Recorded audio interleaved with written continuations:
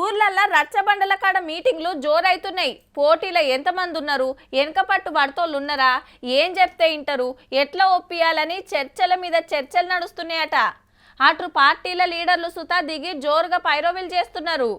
ఊర్లో ఏకగ్రీవం అయితే డెవలప్మెంట్ పైసలు ఇస్తామని ఆఫర్లు సుతా గట్టిగానే ఇస్తుండే వరకు ఆలోచనలు పడ్డారు చాలా మంది.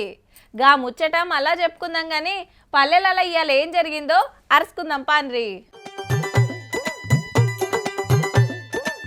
రైట్, పల్లెల్లో నామినేషన్ల పండుగ చాలా అయింది. సర్పంచ్ సాబ్ వార్డు మెంబర్ గారని పిలిపించుకోవాలని కాయసపడుతోళ్ళు కావాల్సిన కాగితాలు పట్టుకొని ఆఫీసులకు వచ్చిండ్రు.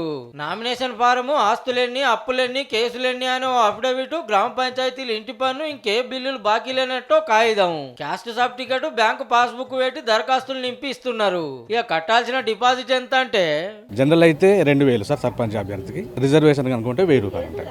అదే వార్డు మెంబర్కి అయితే జనరల్ అయితే 500, రిజర్వేషన్ ఉంటే బీసీ ఎస్సీ ఉంటే వాళ్ళకి మాత్రం 250. గ్రామ పంచాయతీలు, మండల ఆఫీసులు, రైతు వేదికలు నామినేషన్ ఆఫీసులు అయినాయి. 4-5 ఊర్లు కలిపి క్లస్టర్ లెక్క పెట్టిండ్రు. ఆ ఊర్లలో ఆన్య కాగితాలు ఇవ్వాలన్నట్టు. ఫస్ట్ విడతల 4236 సర్పంచ్ సీట్లు, 37,440 వార్డులకు నామినేషన్లు నడుస్తున్నాయి. రేపు ఎల్లుండి కూడా కాగితాలు తీసుకుంటారు. ఇవాళనే తొలత కాబట్టి తక్కువనే పడ్డాయి. నామినేషన్ ఇచ్చిన రోజు ఏమైనా షార్ట్ ఫాల్ ఉంటే మన అధికారులు ఆ రోజు రాసి వాళ్ళకి కూడా అందించడం జరుగుతుంది. అది ఎల్లుండి లోపు ఆ షార్ట్ ఫాల్ ఏవైతే ఉన్నాయో అవి డాక్యుమెంట్ తీసుకొస్తే నామినేషన్ రద్దు అయ్యే అవకాశం ఉండదు. రేపెల్లుండి కాగితాలు ఇచ్చుడు ఒడిసినాక అయితారం కాగితాలు కరెక్ట్ ఉన్నాయా లేదా అని చెకింగ్ చేస్తారు. ఇట్లనే వల్ల రిజెక్ట్ అయితే December 1 నాడు అప్పీల్ చేసుకోవచ్చు.